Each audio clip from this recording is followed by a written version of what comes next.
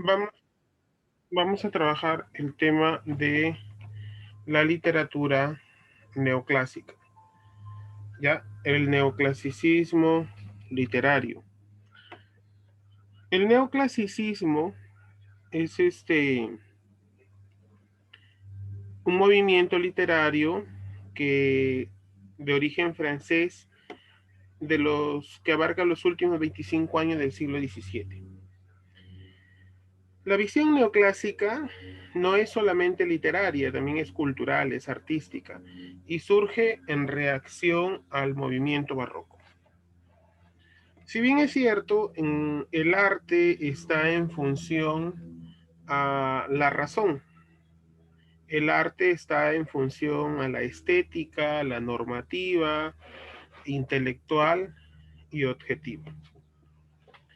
Tenemos el respeto e imitación de las reglas del arte clásico. Por ejemplo, encontraremos las unidades de estilo, la separación de los géneros y el respeto por las tres unidades del teatro, que es el tiempo, el lugar y la acción. En este periodo literario vamos a encontrar que el teatro tiene un papel muy importante. El teatro, a través de la comedia y la tragedia, en la comedia con Jean-Baptiste Poquelin y Leandro Fernández Moratín. En la tragedia con Pierre Corneille y Jean Racine. En la narrativa con Daniel Defoe y Jonathan Swift. En el cuento, pues con Charles Perrault. En la fábula con Jean de La Fontaine, con Félix María Seminario, Tomás de Iriarte. Y también aparecen algunos autores que tienden a expresar sus opiniones, sus comentarios a través de enciclopedias. Por ejemplo, Juan Jacobo Rousseau a través del contrato social. Quiero comentarle brevemente sobre Jean-Baptiste Poquelin, a quien vamos a llamarle Molière. Este escritor, actor, productor, director, es se le conoce como Molière, nace en Francia en el año 1622.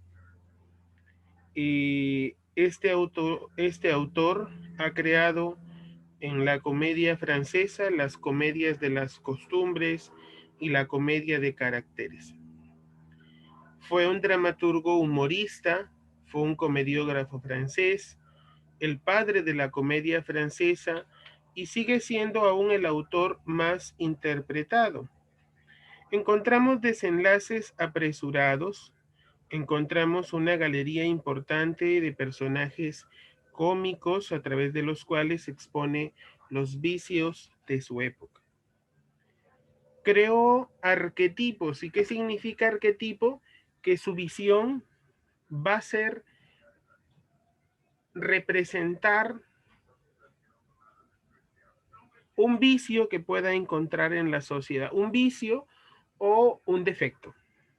Por ejemplo, Tartufo era el hipócrita religioso, Harpagón era un avaro y Don Juan era un seductor. La obra de Molière es uno de los grandes autores teatrales de todos los tiempos, debido a la producción de una obra crítica con los avatares y contextos sociales de la época. Sobresale la comedia por el dibujo de situaciones humorísticas y una aguda penetración psicológica de personajes y la cáustica utilización de la sátira para investir contra los precederes de la comunidad gala. En especial los médicos. Recuerda que tiene una sátira que se llama El médico a palos. En sus obras más representativas son todas las que están en pantalla. El atolondrado, Las preciosas ridículas, La escuela de los maridos, La escuela de las mujeres, El tartufo, que hablaba de la hipocresía religiosa, Don Juan, el misántropo, ¿no? Un hombre de principios morales elevados y critica siempre la debilidad y estulticia de los demás. Sin embargo, es incapaz de observar los defectos de la muchacha de la cual él está enamorado. También está la obra El avaro, donde el tema principal es la avaricia desmedida.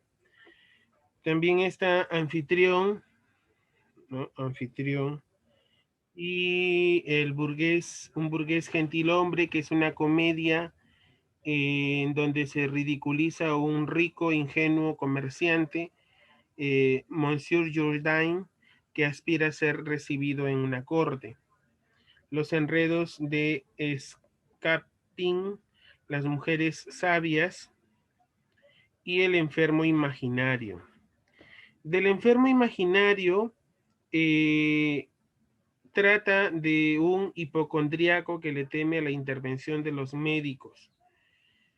Recuerde que él va a satirizar, va a hablar bastante de los médicos, va a hablar mal, por supuesto. Entonces, irónicamente, pocos días después del estreno, en plena representación, él se sintió indispuesto y murió en plena representación de la obra El enfermo imaginario, el 17 de febrero del año 1673. La obra maestra de Molière es La Escuela de las Mujeres. Es la primera comedia seria. Es una sátira de los valores materialistas de la época y fue acusada de impía y vulgar. Es una comedia que se divide en 5 actos, escrita en verso, estrenada en el Teatro Palacios Royal de 1662.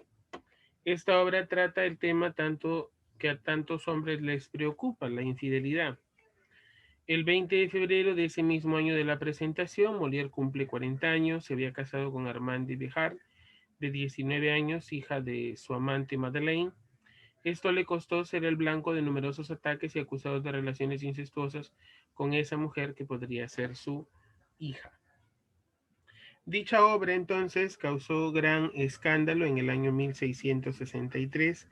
Edme Bourgeois, autor que trabajaba en el hotel de Bourgogne, escribió una comedia titulada El retrato del Pinto o la crítica de la escuela de las mujeres. A esto Molière contraatacó con el Impromptu de Versalles. Es la que criticó a los actos del hotel y así sucesivamente, ¿no? Entonces, esta obra está inspirada en la personalidad de la princesa Enriqueta de Anne Estuardo, esposa del duque de Orleans, hermano menor del rey Francia XIV. Veamos, aquí tenemos un fragmento de la obra El Tartufo, publicada en el año 1664, en el cual se refleja la hipocresía religiosa. Del Tartufo podemos mencionar, ¿no? El diálogo que tenemos ahí es de Orgón, Cleanto y Dorina.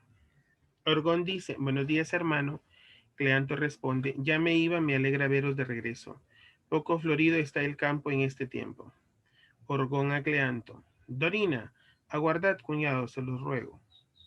Para quedar tranquilo, dejadme que se informe de las nuevas de aquí. A Dorina se le dirige, ¿no? ¿Han ido bien las cosas en estos días? ¿Qué hay por aquí? ¿Qué tal la gente? Dorina responde, anteayer estuvo la señora con fiebre hasta la noche y tuvo una jaqueca que no podéis figurar. Y Tartufo, como una rosa, grueso y gordo, la tenaz fresca y la boca roja.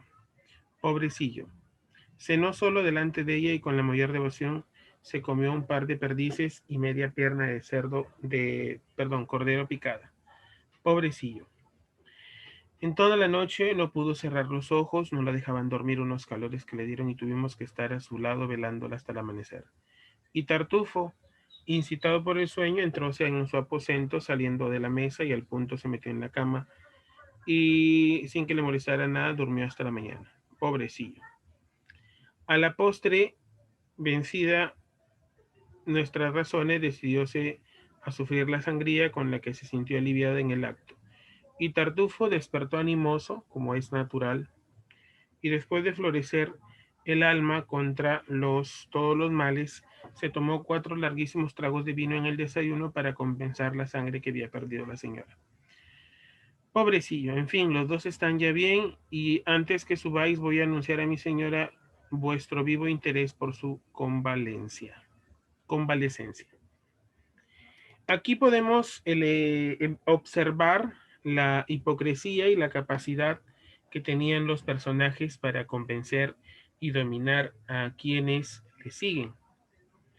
Tenemos unas anécdotas respecto a Molière, ¿no? Me he centrado en él porque pues vamos a recorrer, sobre todo a recordar también a recorrer las obras del autor y a recordar que este autor francés ha sido uno de los que más ha trascendido, mucho más que Jacobo Rousseau, que Pierre Corneille, que Leandro Fernández Moratín, Daniel Defoe, etcétera, etcétera. El médico ni de lejos. Poquelin, más conocido como Molière, sería auténtica aversión hacia los médicos, ¿no? Sentía, por lo que trataba de no pisar ni una consulta. Pero en cierta ocasión cayó enfermo teniendo fiebre muy alta, por lo que su esposa, ni corta ni perezosa, hizo llamar al galeno para que visitase en casa a su marido. Cuando el doctor se presentó en el domicilio, Molière llamó a la esposa y le dijo: querida, no dejéis que entre, decidle que estoy enfermo y que ya iré a visitarle cuando mejore. En una forma sarcástica, por supuesto, ¿no? Y la extraña muerte de Molière, ¿no? Molière murió de un ataque de tos y hemorragia que sufrió cuando actuaba el rol del hipocondriaco en El enfermo imaginario que él mismo escribió. Podemos también mencionar sobre el autor Pierre Corneille, que es el padre de la tragedia neoclásica. Ese autor va a mencionar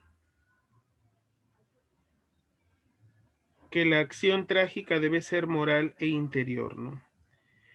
En su obra El Cid hay un dilema moral que planteaba el conflicto entre el amor y el deber, inspirado en las mocedades de El Cid del español Guillén de Castro. Del autor Jacobo Rousseau, pues tiene El contrato social o principios del derecho político. En esta obra se expone el proceso creador de la convivencia social basada en los principios de la democracia. Esta queda establecida por medio de un convenio originario, que es el contrato, en donde se va a establecer la unión del pueblo en torno a un verdadero cuerpo político que es el Estado. De Leandro Fernández Moratín, escribió también español, perdón, escribió la obra El sí de las niñas. Es una obra que va a señalar la educación severa y poco formativa que recibían las mujeres en ese tiempo y preconiza la libertad de las mujeres para elegir esposo, ¿no? De Daniel Defoe, pues sabemos que él era periodista, se le conoce mayormente por su obra Robinson Crusoe. En su obra Robinson Crusoe se narra las aventuras de Alexander Selkirk, quien naufragó cerca de una isla donde permaneció 5 años, ¿no? Incluso se llevó también mediante una reproducción cinematográfica.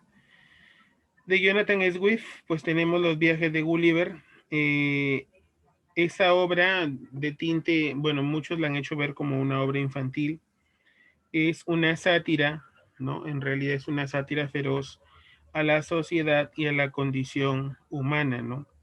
Camuflada como un libro de viajes, de paisajes pintorescos. Podemos encontrar también en en este movimiento literario, que esto es la base de lo que va a significar en Francia, en Alemania, en España, en Colombia, el romanticismo, ¿no? Entonces, repasaríamos el romanticismo, realismo, vanguardia, y llegaríamos a también tener que explicar toda, y de una forma más rápida, por supuesto, la literatura peruana.